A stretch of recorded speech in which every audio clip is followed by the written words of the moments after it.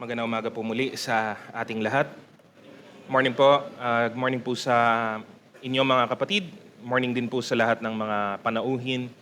At ngayon po tayo dadako na sa pakikinig ng mensahe ng Panginoon sa umagang ito.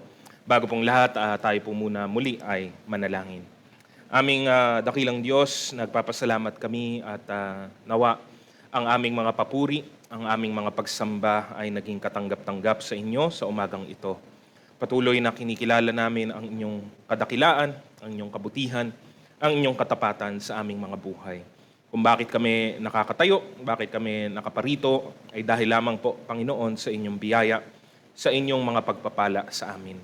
Nawa, Panginoon, ay malugod kayo sa lahat ng aming ginawa, lahat ng aming mga gagawin pa, at ngayon ay mangusap kayo sa pamamagitan ng inyong mga salita at ng mensaheng amin pong mapapakinggan. Patuloy na ang bawat isa ay ituon ang pansin, ang puso, ang isipan, ang kalooban sa inyo lamang at sa mga katotohanang nagmumula galing po sa inyo. At patuloy, Panginoong Diyos, na gamitin nyo ang inyong lingkod upang maipahayag ito ng mabuti at ng malinaw sa lahat ng tagapakinig.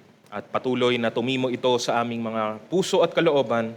Higit sa lahat ay mabigyan ka namin, Panginoon, ng kaluguran sa pamamagitan ng amin pong pagsunod sa inyo.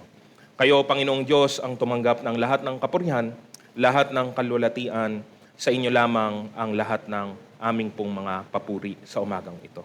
Ito ang aming dalangin sa mabango na pangalan ng aming Panginoong Jesus. Amen.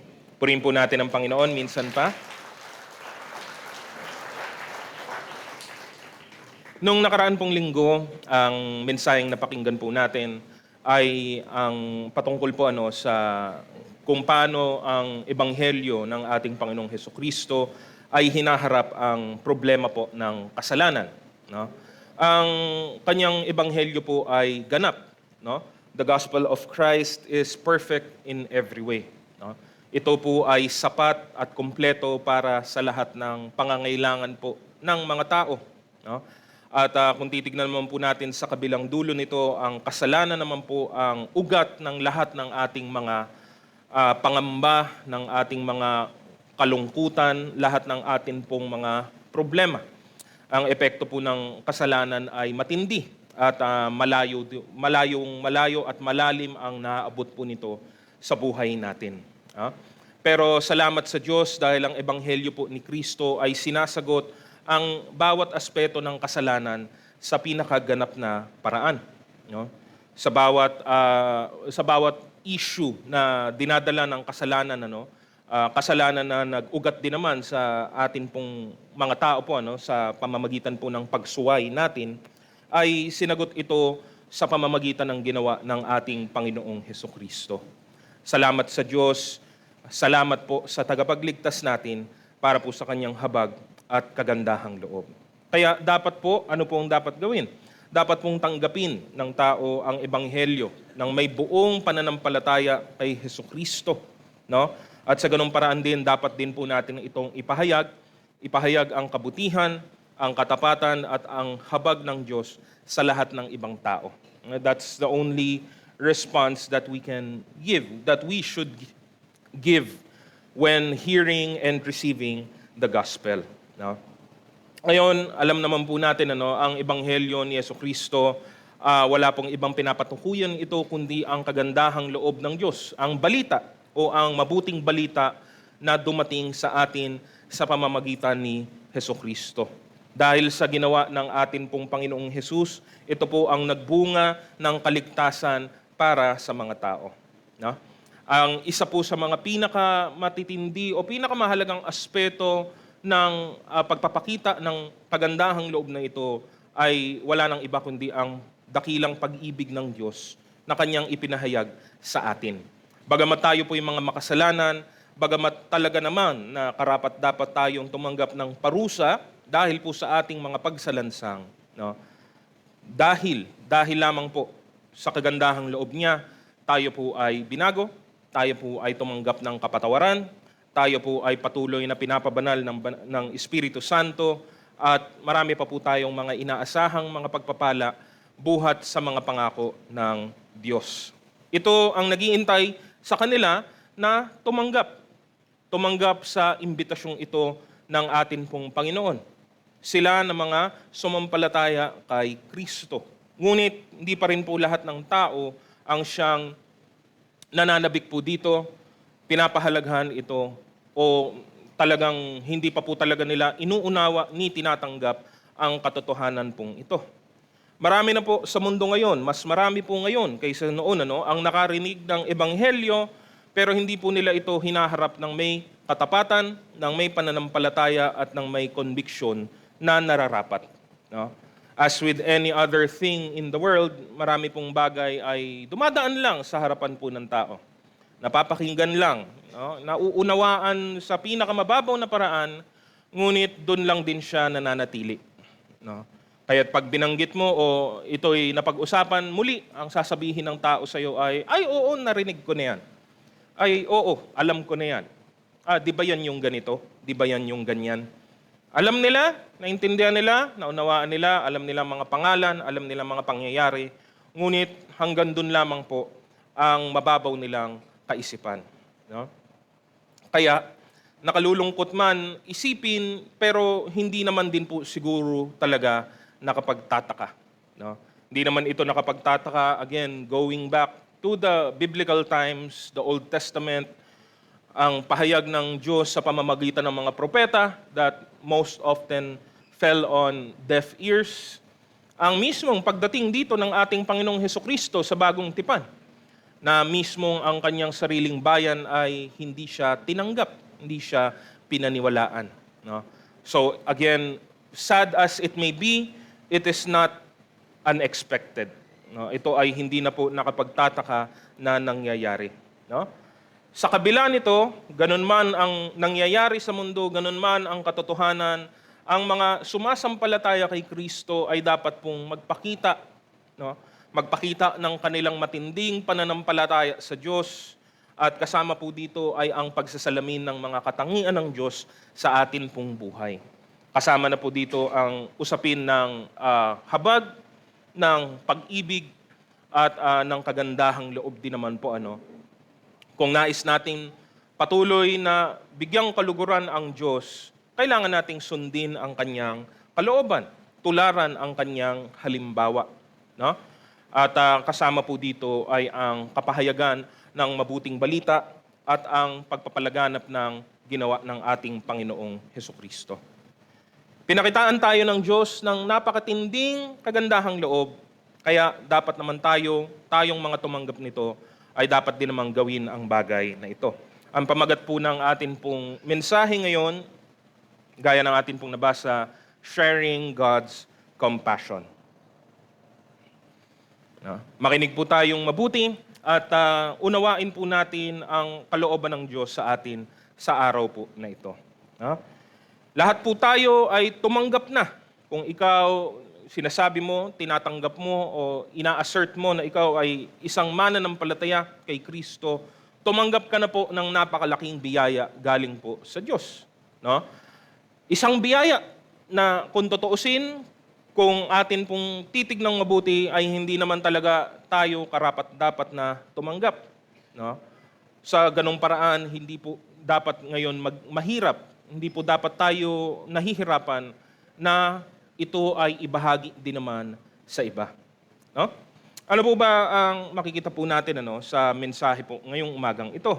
Una sa lahat, alalahanin po natin yung pong salitang compassion. No?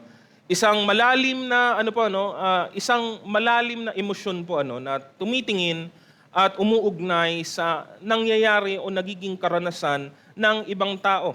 No? Again, right away nandun po yung kasama po mismo sa ibig sabihin ng salitang ito ay ang pagtingin o pagtanaw nito sa iba. Hindi ito nakatingin sa sarili lamang.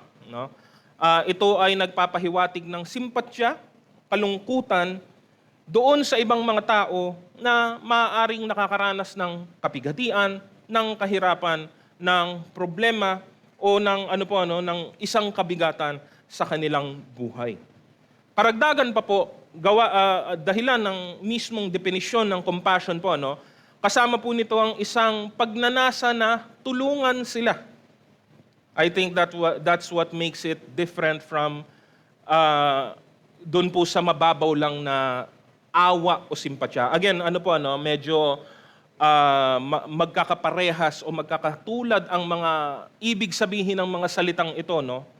No, pero ang dinidifferentiate po natin by definition and by its motivation, no? Meron po kasing isang uri ng awa na naawa ka lang.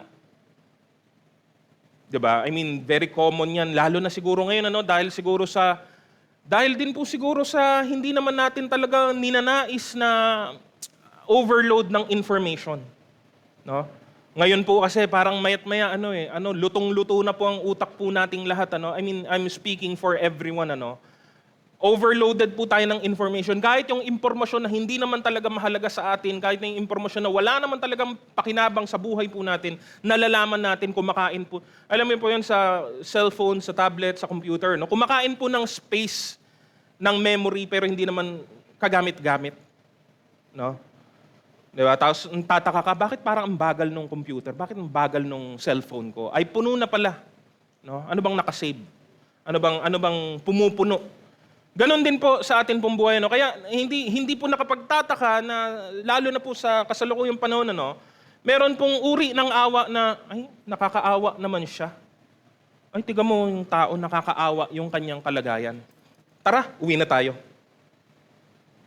I mean, alam mo yun, naawa ka, naramdaman mo yung awa na yun, pero gando na lang siya. Again, sa dami ba naman ng nakikita natin araw-araw?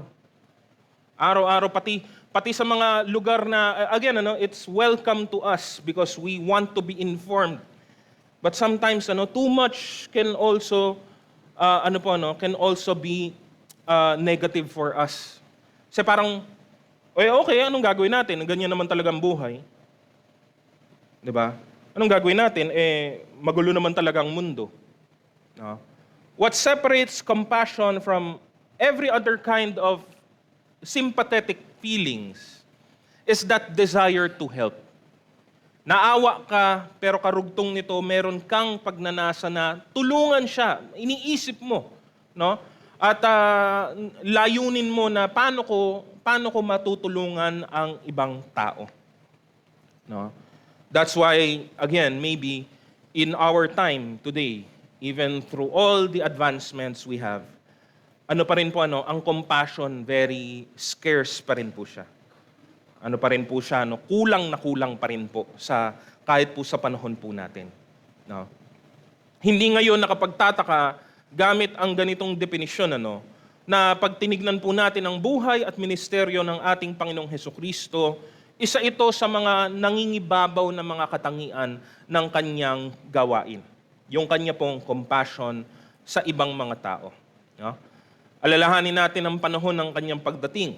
He came during the time when Israel was completely under the power of another nation. Under the empire of Rome. No? At alam mo yon, politically, yun yung kalalagayan ng panahon na iyon, habang religiously, naman ang makikita natin sa area na ito ng Israel, ang mga tagapagturo ng kautusan, ang mga namumuno sa templo, ang mga ang mga matatanda sa kanilang tradisyon, ang siya naman lang din pong nagpapabigat lalo ng mga pasanin ng mga tao. No. So kumbaga saan mo man tignan ng tao nung panahon po ni Kristo, kawawa siya. Kawawa siya physically, kawawa siya religiously. No? Nakakaawa po sila. Yun ang mababasa at nakita po natin na naramdaman ng atin pong Panginoon. They were in distress on all accounts. No? At sa ganung paraan, yun din po ang hinarap ni Jesus sa kanyang ministeryo. No? Yun po yung atin pong basihan. Yun po yung atin pong layunin. Na ugaliin at unawain at ipamuhay ang atin pong, ang ginawa po ng atin pong Panginoon. Ngayon, bago natin itong ngayon po yun, una, tignan po natin ang number 1, there is a need for compassion. No? Lalo na po ngayon, again, kakasabi ko lang po, where information is, alam mo yun, kahit na hindi mo hinihingi, kahit na hindi mo hinahanap, ay hahanapin ka. No? Ikaw ang hinahabol po, And nagiging manhid na po ang marami po sa atin. No?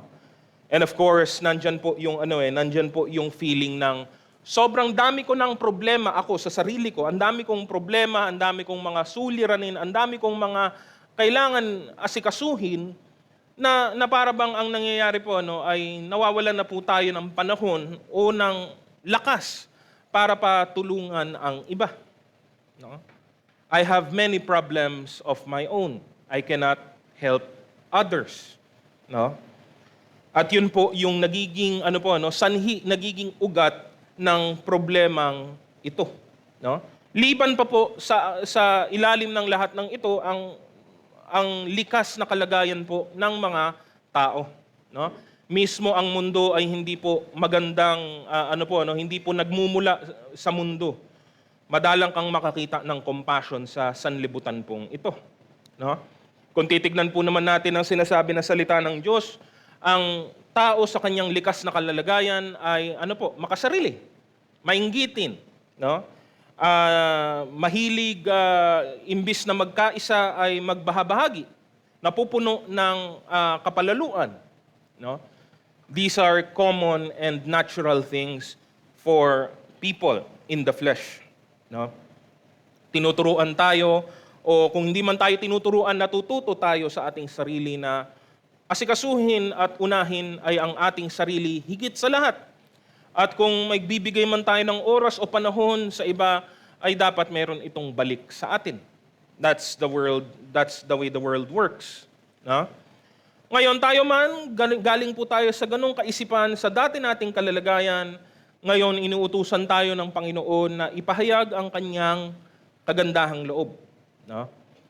Pahayag ang mabuting balita, iparamdam ang pag-ibig ng Diyos. Kaya malaki po ang pangangailangan na ito. No? Ang mga inaharap po natin ay hindi naman din po madali. Hindi naman din natin ito ipinapagwalang bahala. Dahil ito ang kailangan nating gawin, ngunit sa mundo meron pong mga matitinding mga hadlang po dito. Letter A, ang kawalan po ng kaalaman. Ang kakulangan po ng kaisipan. No? To be ignorant is to be oblivious to the truth. Yung katotohanan ay hindi mo pinapahalagahan, hindi mo binibigyan ng bisa sa buhay mo. No? And this is an odd thing to say when in fact more and more people are supposed to be educated in our time today. No? Mas marami po ang may edukasyon at nakapag-aaral ngayon. Hindi man yan pare-parehas o pantay-pantay, pero yes, education is more accessible now. No? And yet, wala pong kinalaman po kasi sa edukasyon ang pagiging ignorante. Lalong-lalo na kung ang tinutukoy po natin ay ang mga espiritual na katotohanan ng atin pong Diyos. No? At marami ang nadadagdag sa bilang po nila kada araw. Those who remain in their ignorance. No? May magandang paalala ang aklat po ng Roma, Kabanata 1, 11 hanggang 20. Ang sabi, sapagkat ang maaaring malaman tungkol sa Diyos ay maliwanag, dahil iyon ay ipinapahayag sa kanila ng Diyos. Mula pa ng likay ng Diyos ang sanlibutan, ang kanyang likas na hindi nakikita, ang kanyang kapangyarihang walang hanggan, at ang kanyang pagka-Diyos ay maliwanag na inihahayag ng kanyang mga ginawa. Kaya't wala na silang maidadahilan pa. Ang katotohanan ng Diyos ay hindi po nagbago, hindi po nagbabago. Ang Diyos natin, ganun din po, hindi po siya nagbabago. Pero makikita po natin ang pilit na ginagawa ng tao ay kaligtaan ito, kalimutan ito, tanggihan ito, at mas lalo nilang gustong paniwalaan ang mga sarili lamang nilang mga opinyon. No? Ihambing po natin, isipin po natin sa kontekstong ito kung bakit nga po ba mahirap minsan kaawaan ang tao. No? Paano mo, sa sanlibutan, meron po ginagamit ang sanlibutan na kasabihan po dito, Parang paano mo tutulungan yung taong mismo ayaw niyang tulungan ng kanyang sarili. Kasama po ito doon sa challenge na iyon. No? Pinapahiwatig ang katotohanan, ngunit ang tao ayaw pong makinig sa katotohanan. How? How would you, 'di ba? Anong mararamdaman mo? No?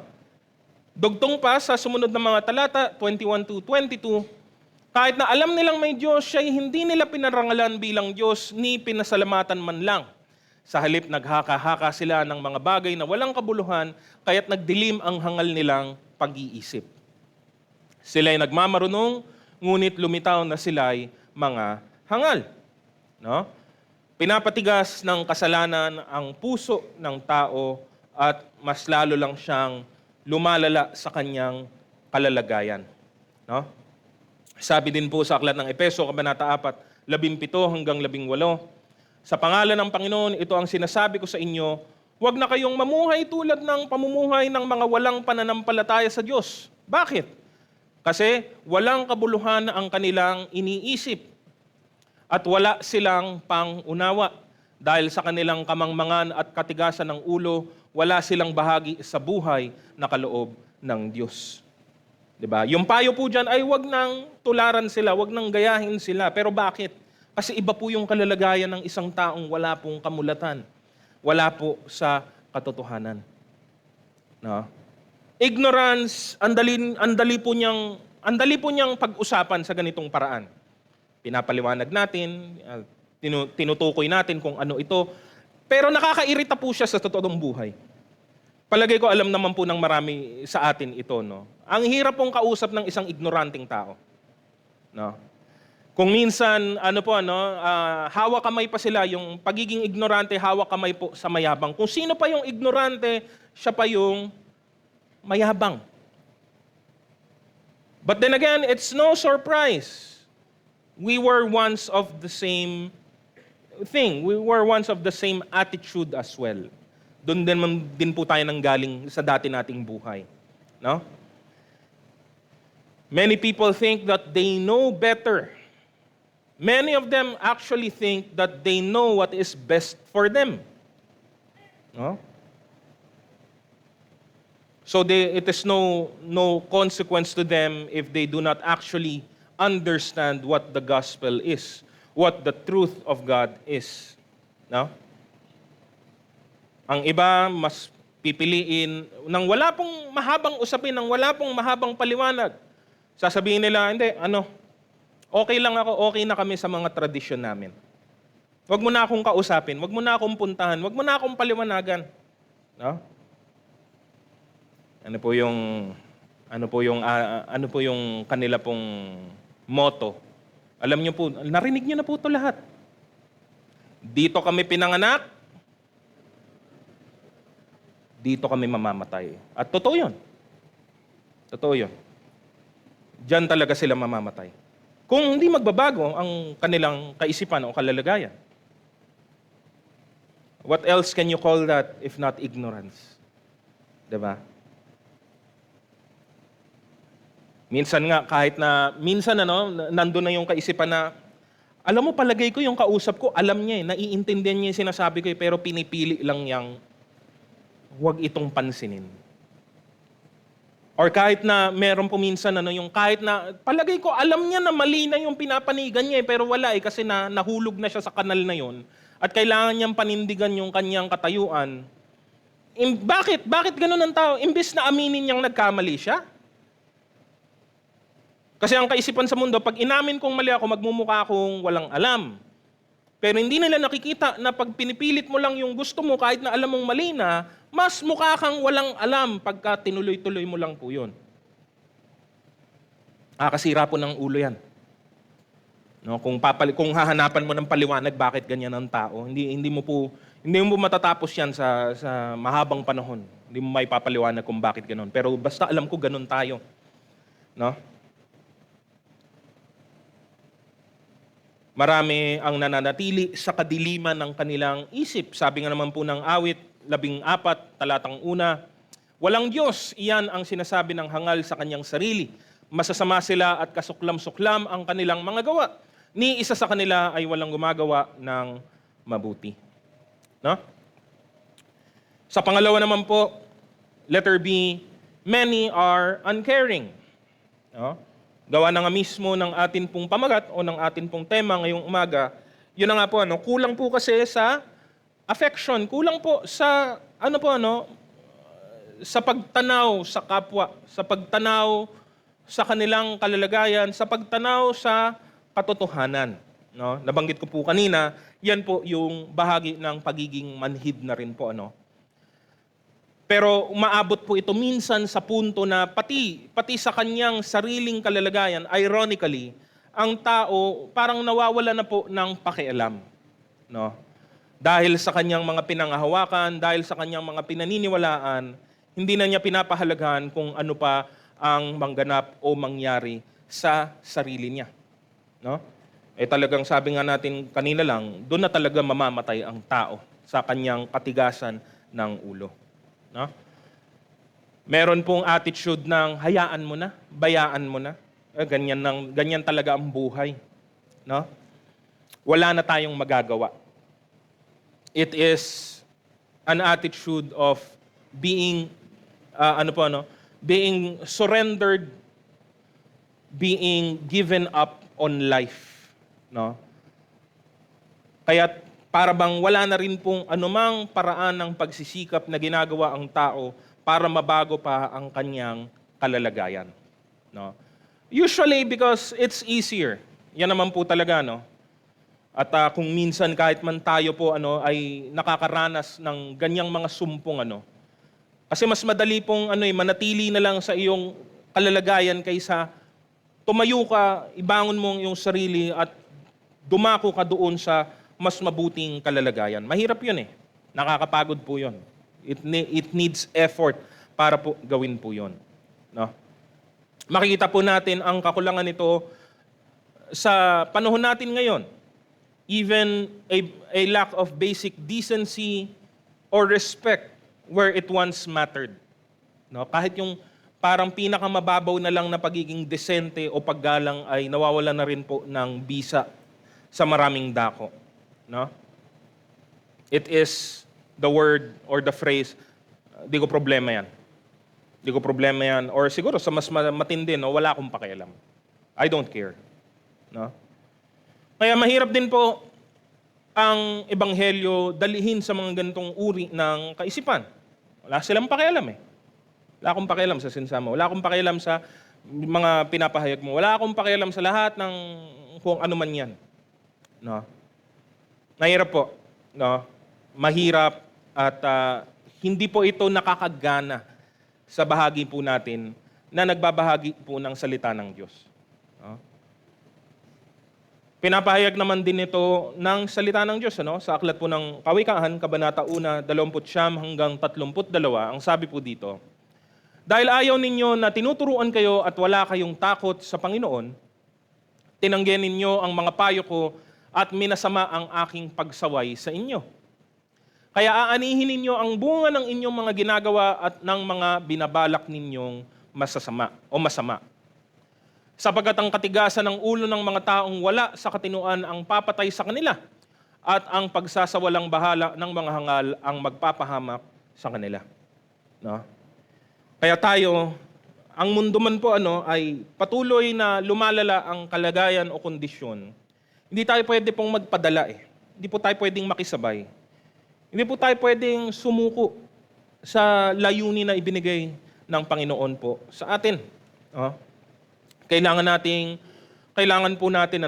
nating maging matibay sa panawagan ng Diyos sa ating lahat. No? Sabi po ng aklat ng Hebreo, bilang paalala sa mga mananampalataya, Kabanatang 2, 1 hanggang 3. Kaya nga, dapat nating panghawakang mabuti ang mga katotohanang narinig natin upang hindi tayo maligaw. Ang mensaheng ipinahayag ng mga anghel ay napatunayang totoo at sino mang lumabag o hindi sumunod dito ay tumanggap ng kaukulang parusa. Gayon din naman, paano tayo makakaiwas sa parusa kung hindi natin pahahalagahan ang napakadakilang kaligtasang ito? Ang Panginoon ang unang nagpahayag ng kaligtasang ito at ang mga nakarinig sa Kanya ang nagpatunay sa atin na ito'y totoo. No? Kaya sa pangatlo po, letter C, all are in great need. All are in great need. Bagamat marami pa rin pong ignorante, bagamat marami pong walang pakialam, hindi po nababago nito ang katotohanan na lahat ng tao ay nasa hindi kanais-nais na kalalagayan. Kahit na hindi nila ito nalalaman, kahit na wala silang pakialam dito, marami po ang nagsasuffer ngayon. Ngayon pa lamang sa mundo, sa kasalukuyang buhay nila, antindi na po ng suffering. Hindi ko na po kailangan sabihin na ano pa kayang nakaabang sa kanila sa kabilang buhay. Alam na rin po natin yon. Mas matindi pang paghihirap ang dadanasin ng tao. No? Marami ay nagsasuffer dahil sa sarili nilang kagagawan, sarili nilang mga desisyon, sarili nilang mga pasya, dahil sa kanilang sariling kasalanan, inaani nila ang lahat ng bunga nito. No?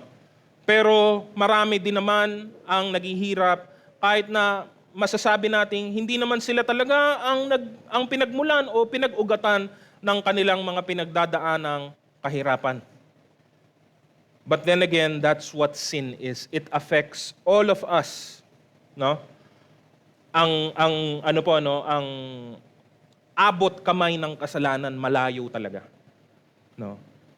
Kahit na isa, 'di ba, maraming beses po itong inihambing sa iba't ibang bagay po, iba't ibang mga larawan po, Alam po natin yung larawan ito ng lason, alam po natin ang larawan ito bilang lebadura, 'di ba? Lebadura, very very naangkop po 'yun, Bakit po? Konti lang eh. Konti lang ang kailangan mo na papaalsa niya yung buong masa ng tinapay. And one of the very appropriate illustrations for sin, no? Kahit na alam mo 'yon, yung gumawang tao nandun, pero hanggang dito yung epekto. Pati ako naapektuhan sa ginawa ng ibang tao, no? Ganun po kasi siya, no?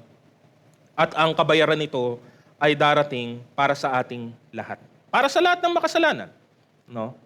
Sabi po sa prinsipyo na nakasulat sa Galatia, Kabanata 6, 7 hanggang 8, sabi po niya, huwag ninyong akalaing madadaya ninyo ang Diyos.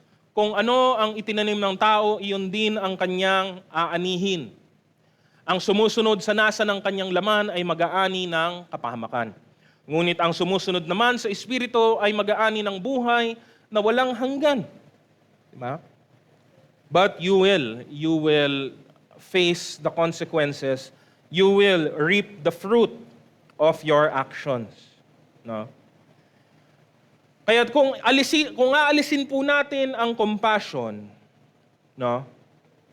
Ang mananatili na lamang na pakiramdam o pag-iisip sa atin ay di nararapat lang tanggapin ng tao yung dapat niyang tanggapin. No? You get what you deserve. It makes sense. Diba? Sino sa atin ang hindi po nakaramdam dahil po sa pagod, dahil po sa frustration, no? Sa iyong pagbabahagi, sa iyong pagsusumikap na ipahayag ang mabuting balita, no?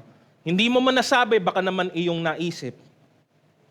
Ayaw nilang makinig, ayaw nilang pahalagahan ang salita ng Diyos, ayaw nilang paniwalaan ang katotohanan, bahala na sila.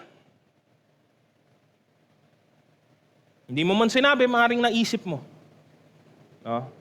Sa mas mababaw, di ba, ginagamit natin bilang mga tao, ayaw mo, di wag. Di ba?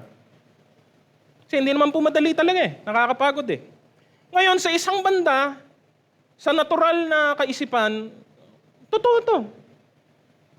Ano ba talagang karapat-dapat sa tao?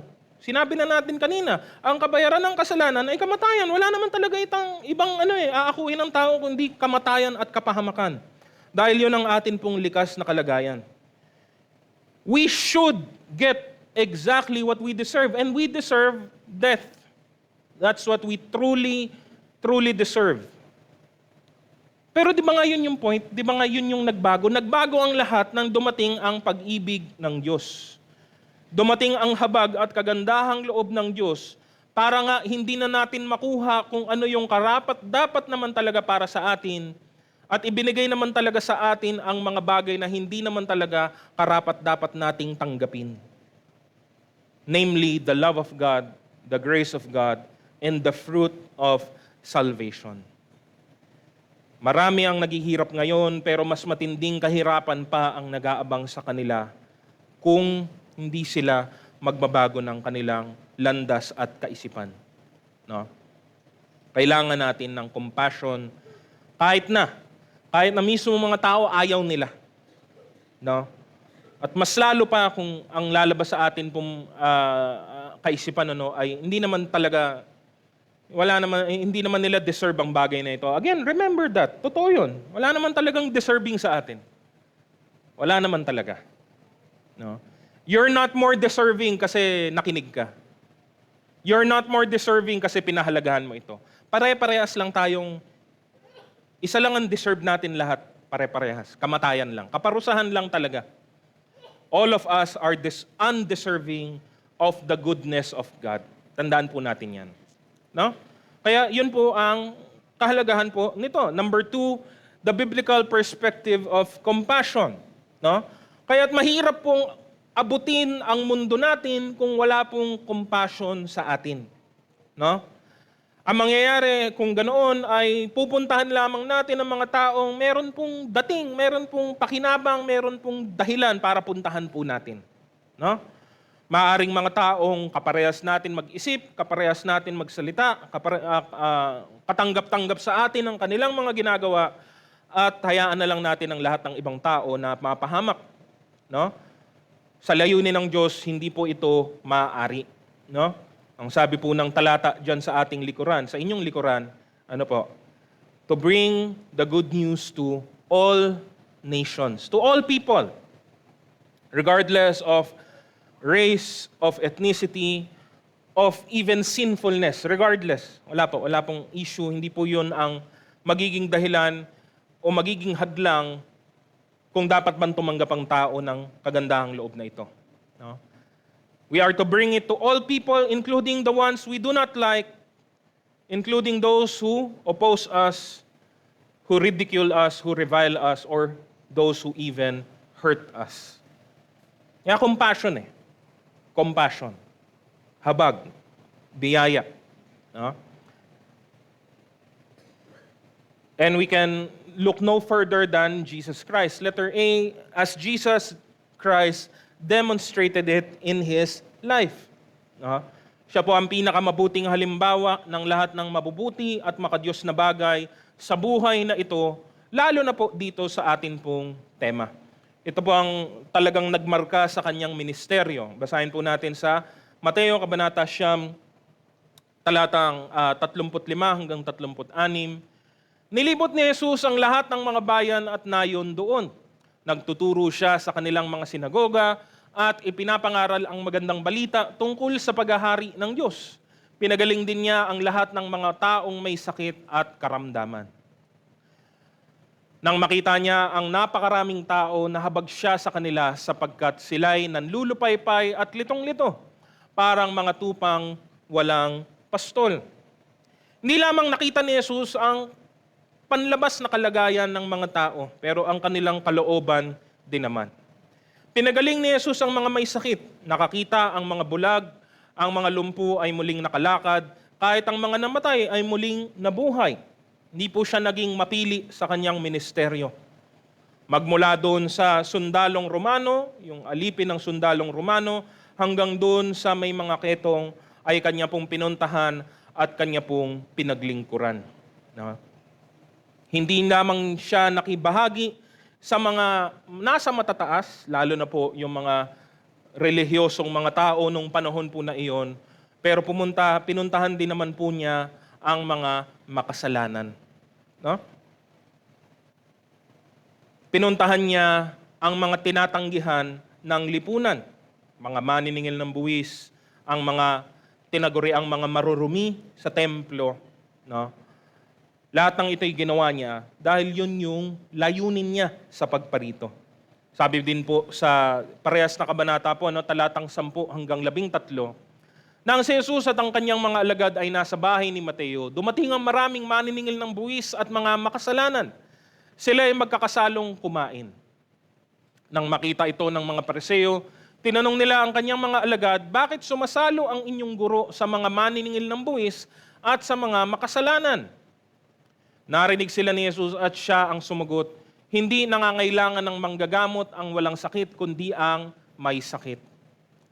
Humayo kayo at unawain ang kahulugan nito. Habag ang nais ko at hindi ang inyong handog, sapagat nabarito ako upang tawagin ang mga makasalanan, hindi ang mga matuwid. No? At ito nga po, lagi ko pong dinadagdag yung context po na ito, no, na technically dapat kabisado na po natin.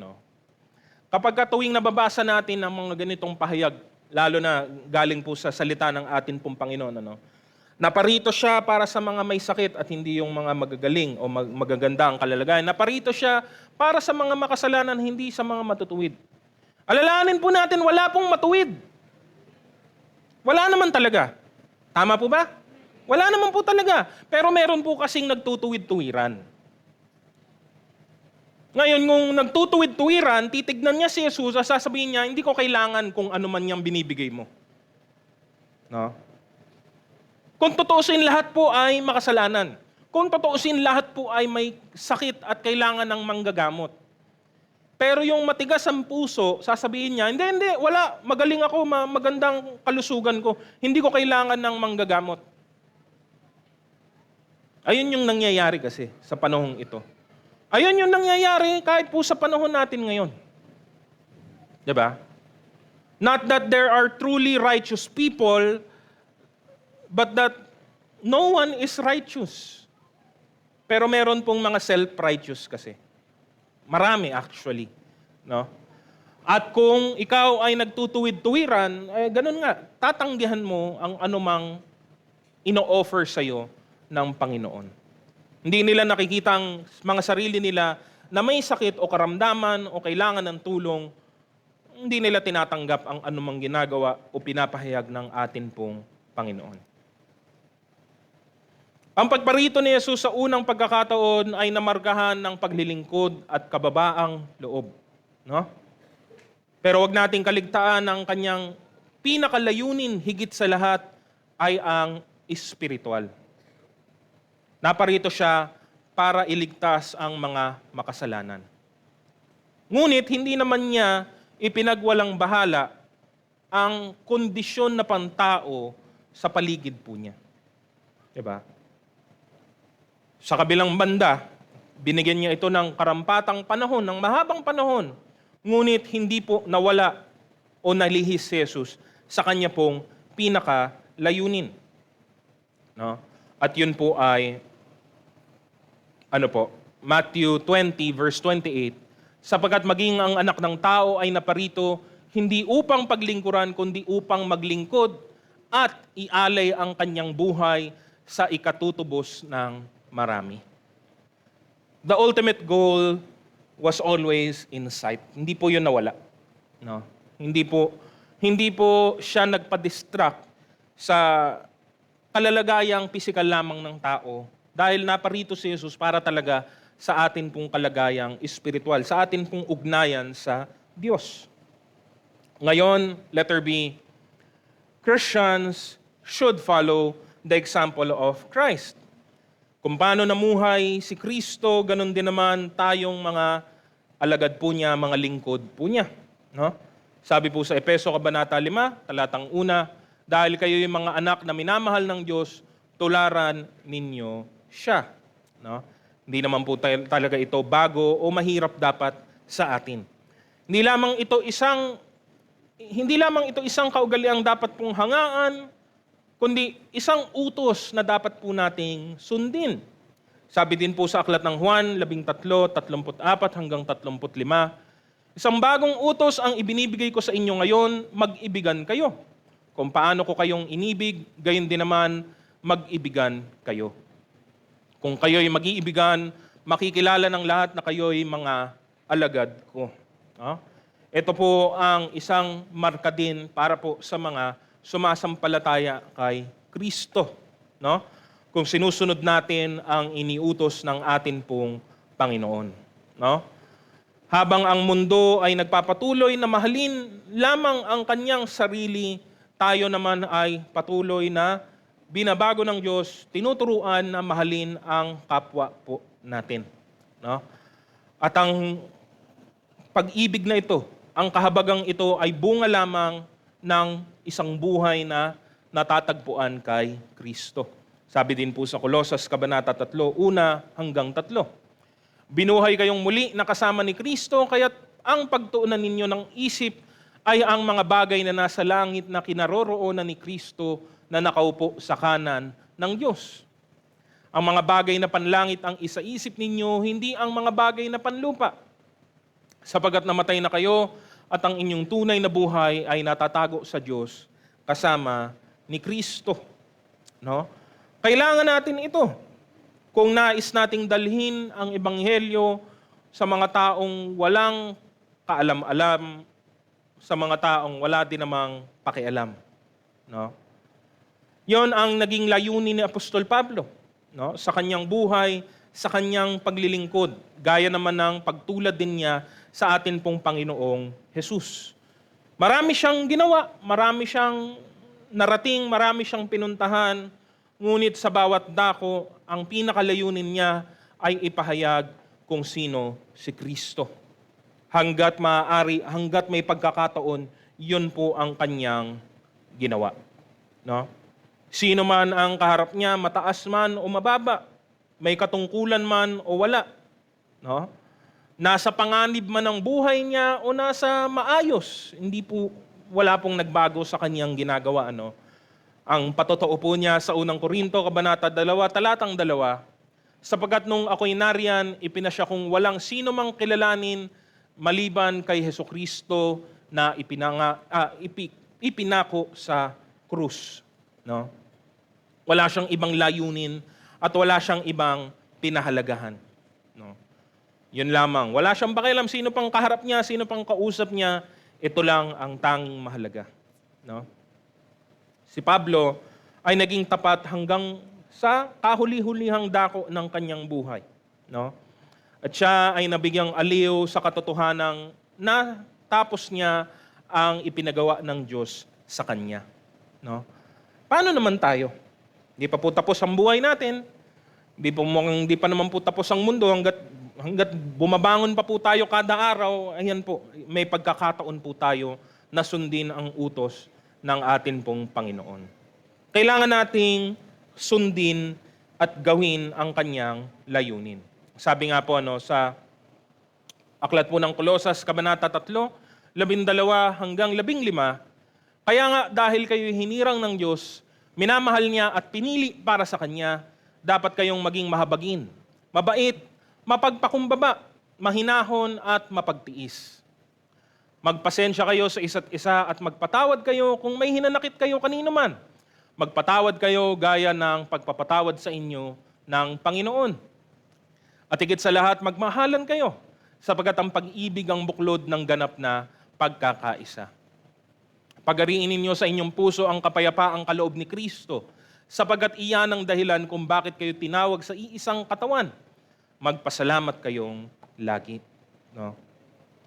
Kaya, sa bahaging ito, hindi natin pwedeng kaligtaan ang tinanggap din naman po natin. Mahirap po ito. Again, parang madali pong pag-usapan, pero binigyan na nga po natin ng buong konteksto ang gawain pong ito. No? Mabuti po ang layunin ng Diyos. Mabuti po yung binigay niyang layunin para po sa atin.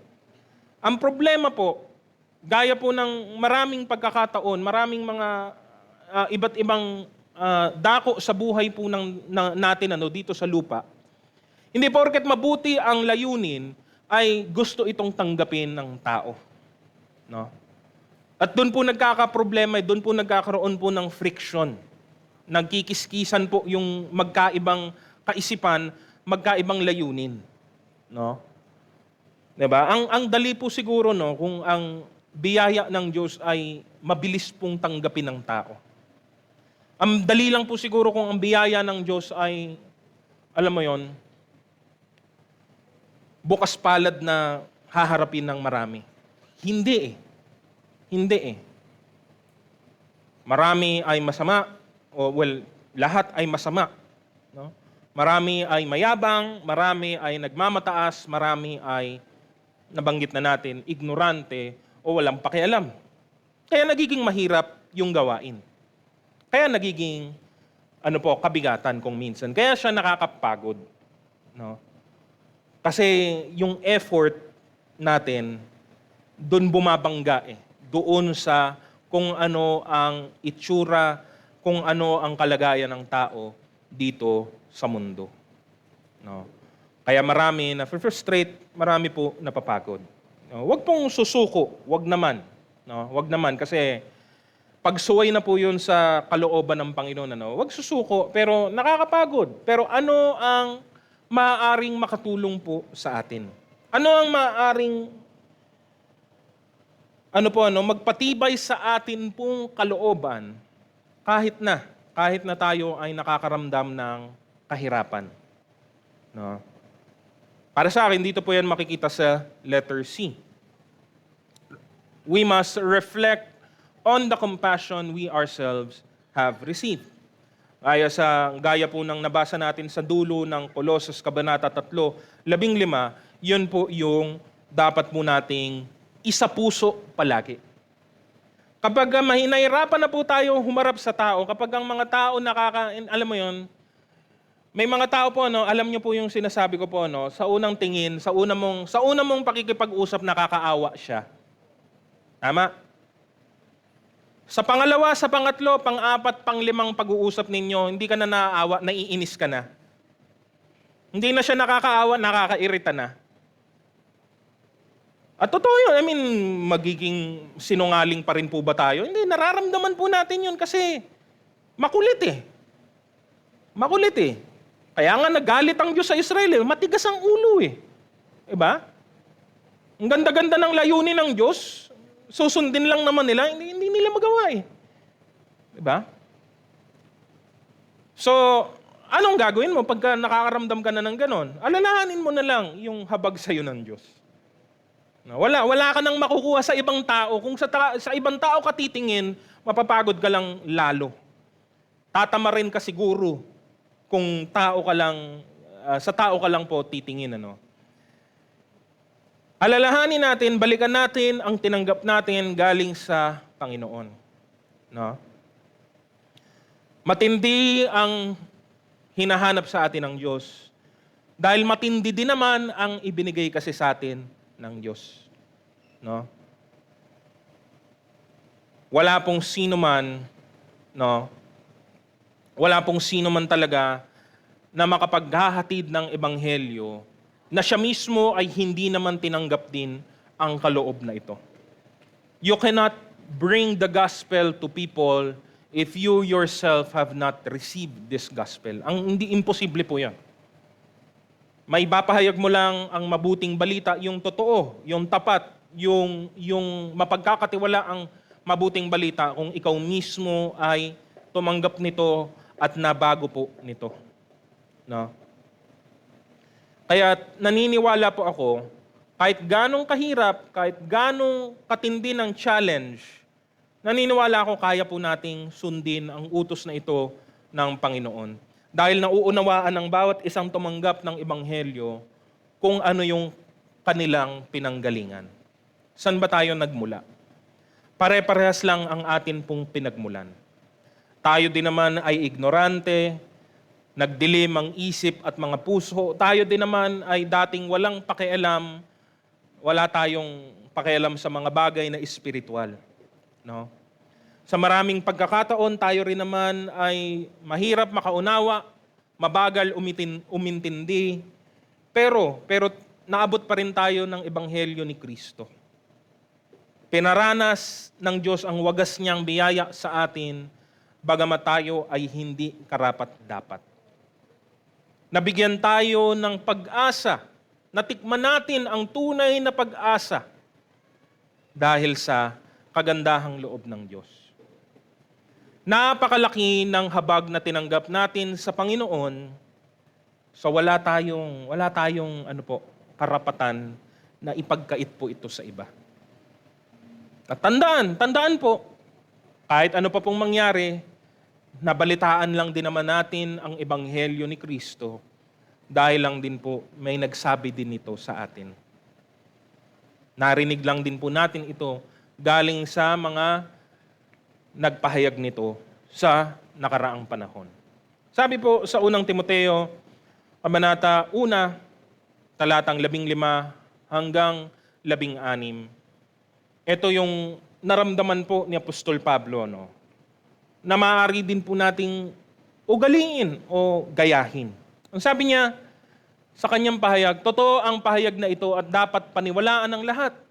Si Kristo Jesus ay dumating sa sanlibutan upang iligtas ang mga makasalanan at ako ang pinakamasama sa lahat ng mga makasalanan. Ngunit akong pinakamasama ay kinahabagan upang ipakita ni Kristo Jesus ang kanyang di masukat na pag-ibig sa akin at upang ito'y maging halimbawa sa mga sasampalataya at bibigyan ng buhay na walang hanggan. Alalahanin din natin ang babala. Nagbigay din pong babala mismo ang ating Panginoon, ang ating Panginoong Hesukristo. No? Tinuro po niya na sila na nakatanggap ng habag ng Diyos ay dapat magpakita din naman ng habag sa iba. No? Alam po natin yung talinhaga po ng aliping hindi marunong magpatawad. No? Hindi ko na po babasahin yung buo, medyo mahaba po siya, pero yung dulo po, no? Ang kwento po, talinhaga lamang po ito, no? May alipin ang isang hari, may malaki siyang pagkakautang at pinagbabayad po siya. Kung hindi makabayad, siya po ay ipapakulong. Siya po, pagbabayaran po niya ang kanyang mga hindi mabayaran sa pera. Humingi siya ng habag at pinakitaan siya ng habag. Ngunit pagkatapos po noon, ano po ang nangyari? Nakita niya yung kanyang kapwa alipin na may pagkakautang din sa kanya. Hiningan din siya ng habag, ngunit hindi niya pinakitaan ng habag. At nang malaman ito ng hari, ito po ang sinabi. Mateo 18:32 hanggang 35. Pinatawag ng hari ang malupit na lingkod. Napakasama mo, sabi niya. Pinatawad kita sa utang mo sapagkat nagmakaawa ka sa akin. Naawa ako sa iyo, hindi ba't dapat ka rin sanang nahabag sa kapwa mo? At sa galit ng hari, siya'y ipinabilanggo hanggang sa mabayaran ang lahat ng kanyang utang. Gayon din ang gagawin sa inyo ng aking Ama na nasa langit kung hindi ninyo patatawarin ng buong puso ang inyong mga kapatid. Magkakaugnay po yan, Pag-ibig, kapatawaran, kahabagan, biyaya, kagandahang loob. Bagamat iba-iba po ang kanilang tinutukoy na katangian, iisa pong aspeto ang iniikutan po nila. No? Ang pagmamalasakit at kaawaan, kabutihan patungo sa iba. No? Pag tayo'y nahihirapan, alalahanin natin ang tinanggap natin. Pag tayo'y nahihirapan, balikan natin ang habag ng Diyos sa atin. No? Habag na lang ng Diyos ang ipasa natin sa iba. No? Kasi kung tayo lang naman, hindi naman talaga natin kaya. Kung tayo lang naman, wala naman talaga tayong kakayahan. Pero kung yung tinanggap natin sa Diyos, makakaya po natin. Makakaya nating ibigay, ipagkaloob din ito sa mga nangangailangan. No? Muli kong uulitin nangangailangan at hindi po karapat-dapat. Dahil wala pong karapat-dapat talaga. Kung ang hahanapin mo lang ay karapat-dapat, sorry po, wala ka pong makikita. Yung sinasabi ng iba na karapat-dapat, actually, yun lang yung mga bias nila. Yun lang yung mga sinusukat kasi nila sa sarili nilang pamantayan. No? So wag mong sukatin sa pagiging karapat-dapat, sukatin mo sa habag ng Diyos. Sukatin mo sa kanilang tunay na pangangailangan. No? At sa panghuli po, number 3, let us be motivated by compassion. No? Kaya nga, hindi lamang po ito isang mababaw na kaawaan, ay nakakaawa. No? Hindi po. Mapakilos tayo ng kaawaan pong ito. Ang pagnanasa na tumulong at abutin ang pangangailangan ng iba. No? Huwag tayong huminto sa pakiramdam lamang o sa emosyon lamang.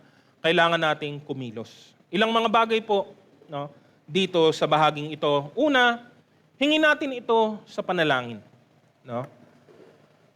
Makapangyarihan ang panalangin dahil makapangyarihan po ang Diyos. Wala pong kapangyarihan sa atin. Ang kapangyarihan lahat ay sa Diyos lamang.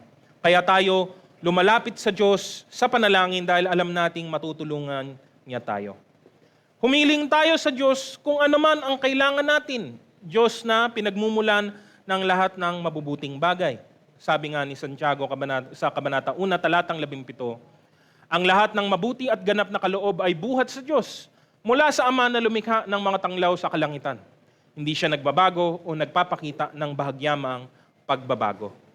Kung kulang ka sa awa, kung kulang ka sa habag, dahil hindi naman talaga tayo siguro pare-parehas ng kaisipan, ng katayuan, ng kalagayan, ng kalooban, edi hingin mo sa Diyos na bigyan ka niya ng katangiang ito. Hingin mo sa Diyos at ang Diyos natin ay hindi mapagdamot. Lalo na kung hinihingi natin ito sa tamang motibo at ang motibo natin ay makasunod lamang sa kanyang kalooban. Panalangin mo na buksan ng Diyos ang iyong puso para hindi po mahadlangan ang ebanghelyo dito sa lupa. Panalangin mo na mas marami pang taong gamitin ng Diyos para po ipalaganap ang kanyang kaharian. Ito man ay tinuro din ng atin pong Panginoon. Mateo Kabanata 37 hanggang 38. Kaya't sinabi niya sa kanyang mga alagad, napakarami nang aanihin, ngunit kakaunti ang mag-aani. Idalangin ninyo sa may-ari ng aanihin na magpadala ng mga mag-aani. No? Yung iba ata kasi pinagpe-pray, Lord, bawasan mo na lang yung ani. Ang konti lang namin dito, bawasan mo na lang yung ani para konti na lang yung kailangan naming trabahuin. Hindi po. Mali pong panalangin. Mali po yung hinihiling po, ano? Hilingin natin na magpadala pa, no? Magpadala pa ng mga manggagawa, no? Kaya panalangin po natin. No matter how hopeless, no matter how negative the situation may seem, no? Na para bang yun yung dinidikdik kong minsan nung information sa atin na parang ang gulo-gulo na, wala nang kwentang buhay, wala na. Hindi pa po ang huli ang lahat. At kung tutusin, wala namang nagbago sa mundo natin. Nagbabago lang ang anyo ng kasamaan, pero ang kasamaan mismo, yun naman siya, dati pa. Nag-iiba lang ng bihis. No? Tayo ang naapektuhan. Tayo ang nababago ang kalagayan. Tayo ang nababago ang pananaw. Kaya tayo ang lumapit sa Panginoon. Tayo ang dapat patuloy na baguhin at pagtibayin ng Diyos. No? Pangalawa po, let us show it through our deeds. No? Ang mga mananampalataya dapat po mga piniling tao na nasa gawain. Kumbaga, gumagawa po sila, hindi lamang po mga passive, hindi lamang po nakikinig, hindi lamang po natututo, kundi higit sa lahat ay dapat pong sumusunod. Sumunod po tayo sa kalooban ng atin pong Panginoon. Gawin po natin ang kagustuhan at layunin ng Diyos sa ating mga buhay. Layunin ng Diyos na tayo po ay lumago. Layunin ng Diyos na tayo ay maging malalim sa ating pananampalataya. Layunin ng Diyos na tayo ay sumunod sa mga utos ng ating Panginoong Hesukristo. No? Kaya't dapat po nating gawin ang ipinapagawa ng Diyos sa atin. No? Huwag nating kaligtaan ang isang aspeto kapalit ng ibang aspeto lamang. Hindi po siya uubra, hindi po siya pwede. No? Na para bang meron kang specialization at doon ka lang nakatutok. Paumanihin pero hindi po yan ang pamantayan ng Diyos sa buhay Kristiyano natin. We are to be holy. So lahat ng aspeto ng buhay natin ay nababago, naapektuhan. Hindi yung pwedeng sabihin, ay okay lang, eto naman nasusunod ko, pero eto okay lang kahit hindi, pero may nasusunod naman ako. Hindi po yun pwede. Sa lahat ng dako, dapat nating makita ang kalooban ng Panginoon. Kaya nga lahat ng buong buhay natin, di ba, ay tinuturuan tayo ng Panginoon. Magmula sa pisikal, sa pamilya, sa relasyon, sa pag-aasawa, sa anak, sa pagiging magulang, sa trabaho, sa pera, no, sa mga gawain, sa loob ng iglesia, sa labas ng iglesia. Lahat po yan. Lahat po yan pinapakialaman ng Diyos. Di ba? Hindi niya sinasabi na, basta ganito kayo sa church, okay na. Bahala na kayo sa buhay ninyo paglabas. Wala pong ganun. Di ba? Alalahanin po natin ang pagkakamali ng mga tao sa nakaraan. Alalahanin natin yung puna ni Jesus laban sa mga Pariseo. Isa sa mga halimbawa nito ay nasa Mateo 23, talatang 23. Sabi niya, kahabag-habag kayo mga tagapagturo ng kautusan at mga Pariseo, mga mapagkunwari. Ibinibigay ninyo ang ikasampung bahagi ng naaani ninyong yerbabuena, ruda, linga. Ngunit kinakaligtaan naman ninyo isagawa ang mas mahalagang turo sa kautusan. Ang katarungan, ang pagkahabag, at ang katapatan. Huwag ninyong kaligtaang gawin ang mga ito kahit na tamang gawin ninyo ang pagbibigay ng ikasampung bahagi ng ani. Marami kasi ginagawang hinahati sa dalawa. A or B. No, hindi po. It's A and B. Magkasama sila. Wag mong paghiwalayin. 'Di ba? Hindi po to multiple choice. No? Hindi po to multiple choice, pipili ka lang ng isa na gusto mo. Hindi po. Enumeration to. Pinakaayaw ng mga estudyante, enumeration. Lista mo lahat. Lista mo lahat ng mga sagot. That's the difference. Dahil lang sa, I can't even say maliit na bagay po to, pero dahil lang doon, di ba, naging mapagkunwari na agad ang mga Pariseo. Kasi focus lang sila sa isa eh. At tama naman daw talaga yung ginagawa nila. Tama naman, di ba? Tamang gawin ninyo ang pagbibigay. Ngunit, kinaligtaan nyo yung kabila. Kinaligtaan nyo yung mas mabuti. Parehas mabuti eh. No? Parehas mabuti. Kung parehas mabuti, gawin nyo parehas. Hindi yung pipili ka lang ng isa at hayaan mo na yung iba. No? Sabi naman ni Apostol Juan, sa unang Juan, Kabanata 3, 17 hanggang 18, kapag nakikita ng isang may kaya sa buhay ang kanyang kapatid na nangangailangan at hindi niya ito tinulungan, masasabi bang siya'y umiibig sa Diyos? Mga anak, huwag tayong magmahal sa pamamagitan lamang ng salita, subalit ipakita rin natin ang tunay na pag-ibig sa pamamagitan ng gawa. No? In word and in deed. Parehas. At sa panghuli po, letter C. But we must not forget to prioritize what is most important. We must prioritize the gospel. No? Ang iba dito po nalilito. No? Dito po naliligaw. Bakit po? No? Kahabagan natin ang tao at tulungan sa lahat ng pamamaraan. Mabuting tulungan ng tao sa kanilang pisikal na mga pangangailangan at mga problema, pero huwag mong kaliligtaan yung main event. Hindi yung sakit, hindi yung hirap, hindi yung pagdurusa, hindi ang kawalan ang pinakamahalagang bagay sa buhay ng tao, kundi yung kanyang espiritual na kalalagayan. No? Hanggat hindi sila nadadatnan ng kaligtasan. Kasi kahit anong tagal at dami at laki ng tulong mo sa kanila, wala pong mangyayari kung mananatili siya sa kapahamakan. Diba?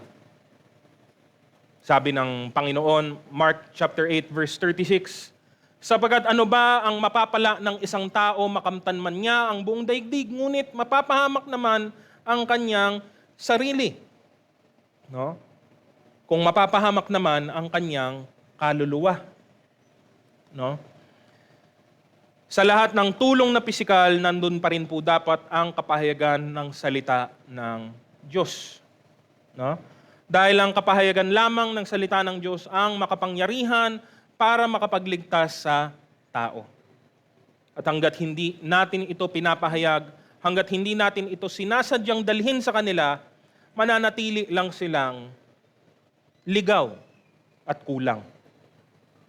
Binusog mo ang kanyang tiyan, pinalakas mo ang kanyang katawan, pinunuan mo yung kanyang mga pisikal na pangangailangan, impyerno pa rin pala ang punta niya.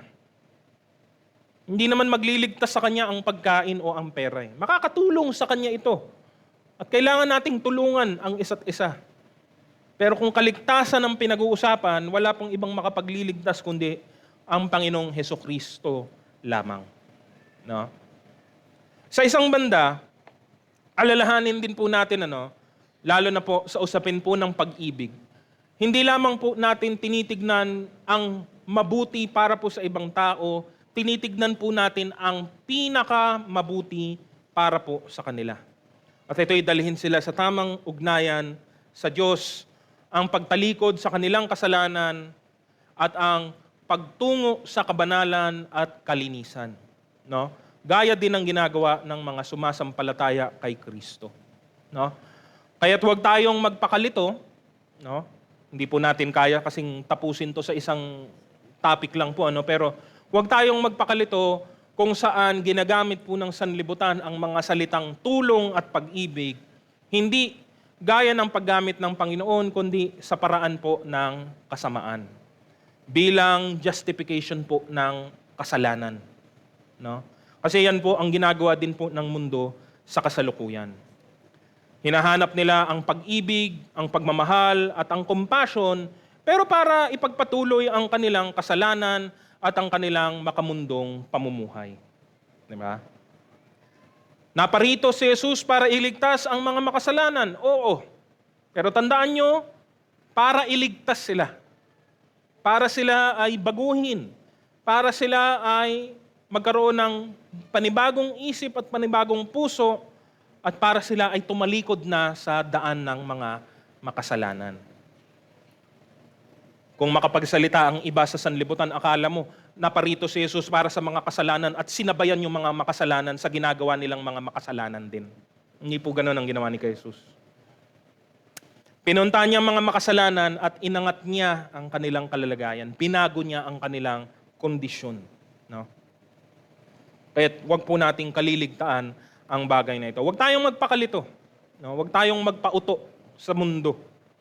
Kasi kahit ito, kaya niyang baluktutin at baguhin. No?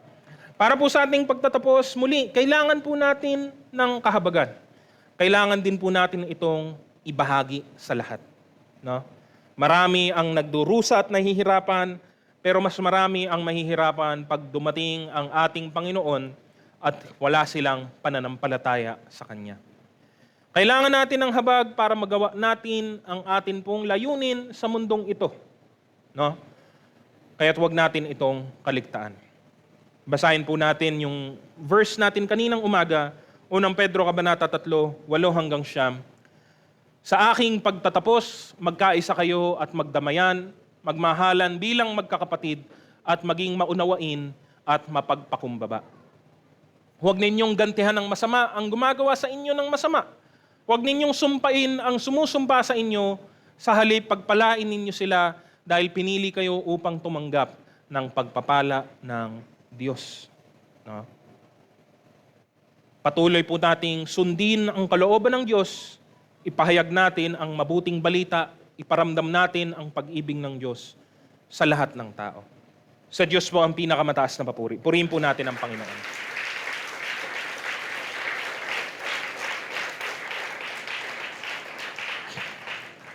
Tayo pong lahat ay tumayo na po para po sa ating pangwakas na panalangin.